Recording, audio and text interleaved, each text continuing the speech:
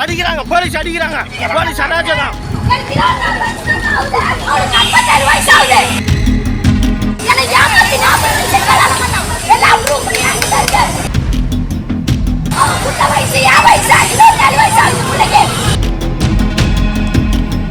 இன்பாங்க பண்ணலாம். போன் பண்ணி கூட்டிட்டு போற மாதிரி கூட்டு வரேன்னு சொல்லிருக்கணும். கூட்டு வரேன்னு சொல்ல எங்களுக்கு கூப்பிடலாம்.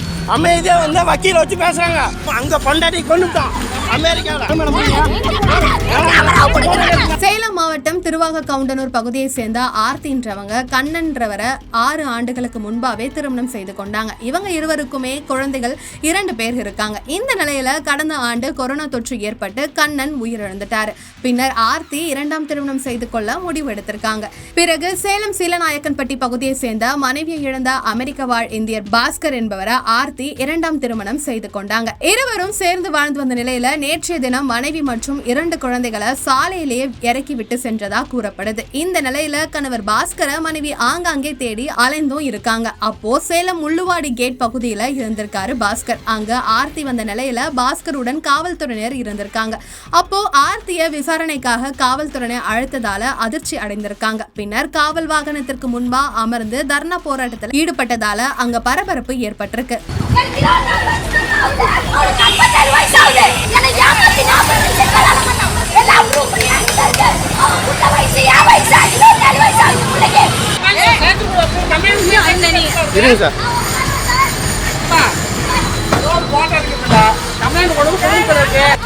இன்பாங்க பண்ணலாம். போன் பண்ணி கூட்டிட்டு போற மாதிரி கூட்டு வரேன்னு சொல்லிருக்கணும். கூட்டு வரேன்னு சொல்ல எங்களுக்கு கூப்பிடலாம்.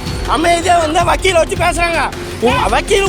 தனது கணவர் திருமணம் செய்து கொள்ளும் போது என்னோட 2 குழந்தைகளையும் சேர்த்து பார்த்து கொள்வதா உறுதியளித்தாரு.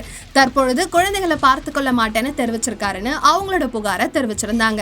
எங்க வீட்டுக்காரர் வந்து 1 வருஷத்துக்கு முன்னாடி எனக்கு 39 வயசு முடிஞ்சு 40 தான் ஆச்சு அப்படின்னு சொன்னாரு. நாங்க 2வது மேரேஜ் பண்ணிக்கிட்டோம். ஃபர்ஸ்ட் ஹஸ்பண்ட் வந்து கொரோனால இறந்துட்டாரு.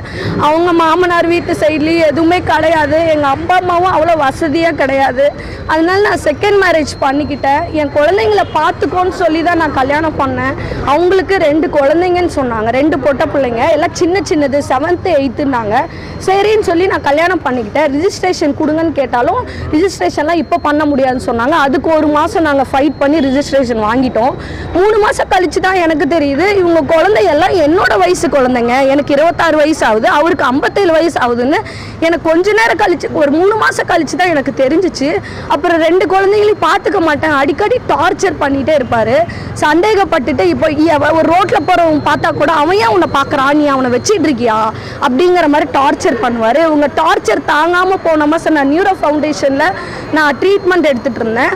அப்புறம் வந்து சொந்த சித்தப்பன் பெருப்பனை வச்சு என்னை அசிங்கமாக ட்ரீட் பண்ணுறாங்க. அவங்க அம்மாவும் தான் என்னை அசிங்கமாக ட்ரீட் பண்ணுறாங்க.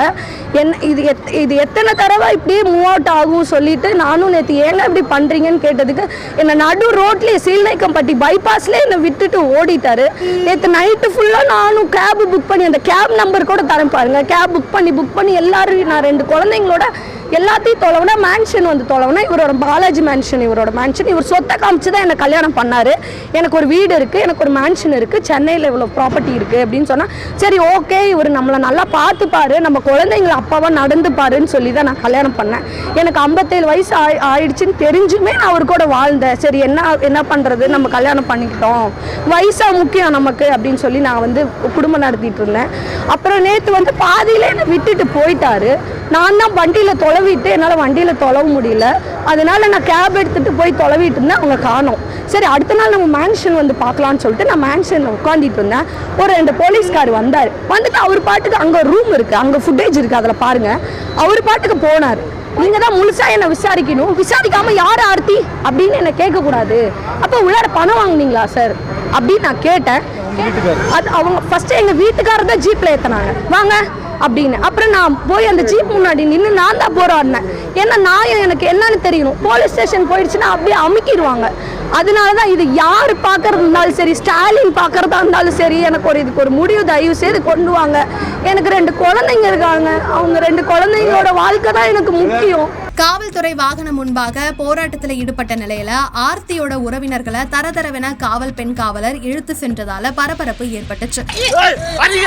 அடிக்கிறாங்க போலீஸ் அடிக்கிறாங்க போலீஸ் அராஜகம் போலீஸ் அராஜகம் அடிக்கிறாங்க போலீஸ் அடிக்கிறாங்க போலீஸ் அடிக்கிறாங்க போலீஸ் அடிக்கிறாங்க அடிக்கிறாங்க என்னங்க பண்ணாங்க என்னத்துங்க என்னங்க மரியாதை இல்லாம அடிக்கிறீங்க என்னத்துக்கு